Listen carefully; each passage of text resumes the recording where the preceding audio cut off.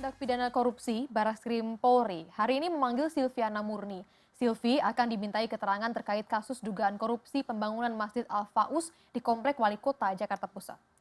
Silvi yang diperiksa sebagai saksi dalam kasus ini akan diperiksa di kantor Barreskrim sementara di Gedung Ombudsman Jakarta. Sebelumnya Silviana Murni pada 20 Januari juga dipanggil oleh Barreskrim Polri terkait dugaan kerugian negara dalam kasus dana hibah yang diterima Kuarda Gerakan Pramuka DKI Jakarta.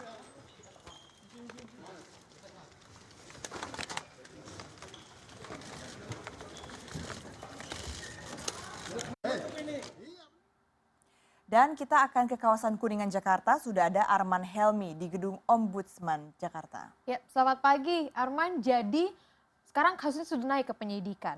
Sebetulnya apa ya kita bisa katakan seperti apa peran dari Silviana Murni untuk kasus tersebut? Apalagi ada dua kasus yang menyeret nama Silviana Murni. Baik, selamat pagi teman-teman, Dahnia dan juga Anissa. Memang betul sekali dapat saya informasikan kembali bahwa kedatangan Silviana Murni ke gedung Ombudsman Republik Indonesia dalam rangka pemeriksaan atas kasus penyelewengan dana pembangunan Masjid Al-Faus di Kompleks Kantor Wali Kota Jakarta Pusat. Tadi beliau datang sekitar pukul 9 dan pukul 10 pagi ini direncanakan akan diperiksa oleh Direktorat Tindak Pidana Korupsi Barreskrim Polri.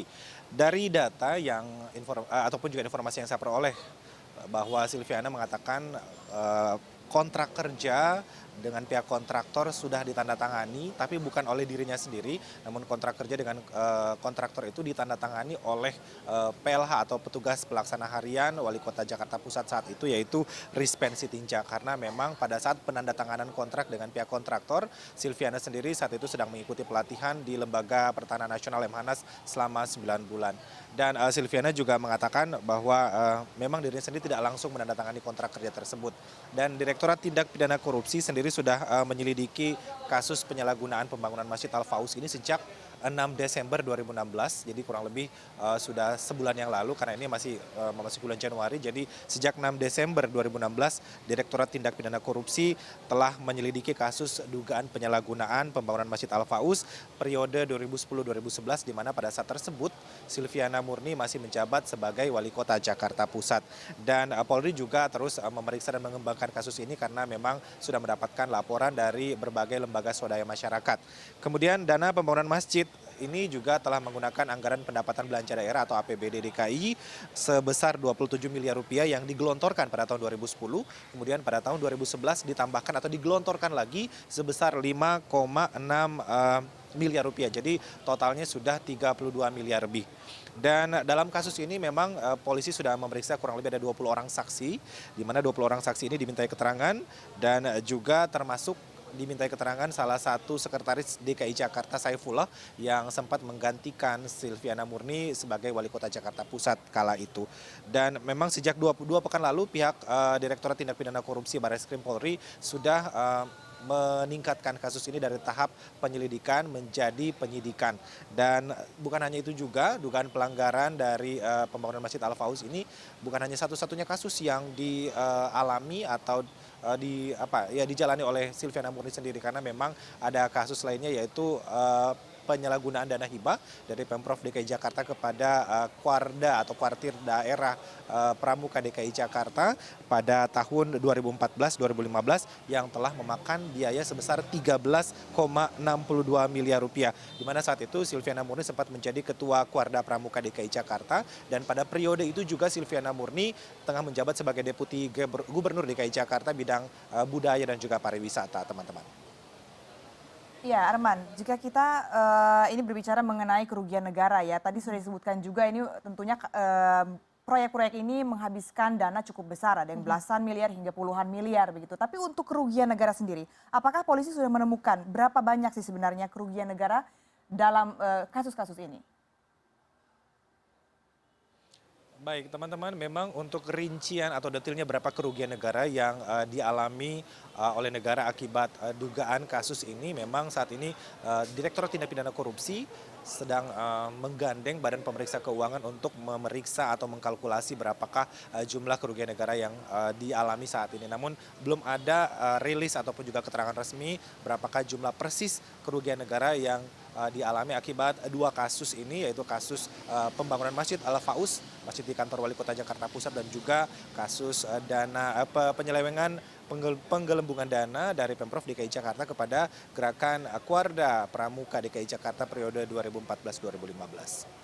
Jadi sebetulnya Arman, jika kasus ini sudah dinaikkan tingkatnya ke penyidikan, itu berarti sudah ada bukti-bukti yang cukup kuat. Mungkin bisa dirinci lagi oleh Arman, bukti-bukti kuat apa saja yang sudah dipegang oleh kepolisian ataupun penyidik dalam hal ini untuk menelusuri fakta-fakta yang ada, Arman. Baik, menurut Kepala Bagian Penerangan Umum Mabes Polri, Kombes Martinus Sitompul mengatakan bahwa betul sekali pihaknya sudah meningkatkan kasus ini dari penyelidikan ke tahap penyidikan karena pihaknya sudah mengantongi sejumlah bukti kuat. Bukti kuat itu ya yang sudah saya sebutkan tadi, yaitu mereka sudah menemukan adanya penyelewengan dana, yaitu pembangunan Masjid Al-Faus tersebut. Penyelewengan dana tersebut yang mereka hitung dari periode 2010-2011, yaitu ada kurang lebih 32 miliar tadi. Yang pertama dikucurkan atau digelontorkan 27 miliar, kemudian pada tahun 2011 setahun kemudian digelontorkan lagi 5,6 miliar rupiah maksud kami, dan itu dirasa sangat tidak masuk akal karena memang proses penghitungan sendiri untuk pembangunan masjid ini tidak sebesar itu karena memang ditemukan adanya ketidakseimbangan antara spesifikasi barang dan juga realisasi pembangunan. Disitulah yang menjadi salah satu bukti kuat sehingga bisa meningkatkan kasus ini dari penyelidikan menjadi penyidikan. Baik, terima kasih Arman Helmi atas laporan Anda langsung dari Gedung Ombudsman Jakarta. Memang ya masalah pembangunan ini ya terjadinya belum begitu lama, tahun 2010-2011 itu APBD-nya anggarannya memang kita ketahui ini ada dua kasus yang menyeret Silviana Murni yang ya saat ini juga beliau sedang menjalani proses pilkada ataupun proses kampanye. Tinggal menghitung hari ya, tiba-tiba ini mencuat menjadi cukup besar juga. Itu dia banyak pihak yang mengatakan jangan-jangan ini politisasi belaka seperti kasus hukum yang menyeret Ahok juga.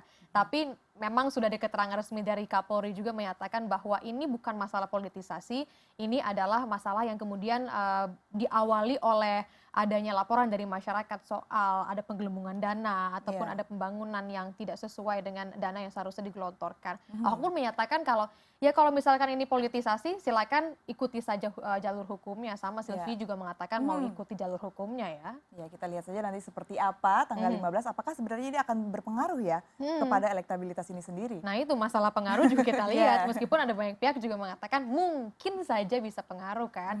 Misalkan kita bisa lihat nih kampanyenya sedang berjalan. Pada waktu itu juga Ahok waktu pas banyak demo untuk kasusnya memang menurun elektabilitasnya. Sekarang kita bisa lihat dari data yang dirilis ataupun survei yang dirilis banyak pihak di awal Januari ini tipis bedanya dengan AHY, meskipun AHY dan juga Silvi masih berada di atas, masih unggul untuk beberapa survei. Tapi kalau misalnya kasusnya ini ditrain dengan baik oleh tim pemenangan Silvi, mungkin ini tidak begitu mempengaruhi karena mereka mungkin punya strategi untuk menangkis isu-isu negatif, tapi propaganda negatif juga bisa keluar dari lawan-lawannya. Lawan-lawannya, apalagi mengingat yang tadi Daniar sebutkan juga ini baru lagi sedang nomor 1 kalau kita melihat dari segi elektabilitasnya ya. Seperti apa nanti kita tunggu saja karena tinggal menghitung hari.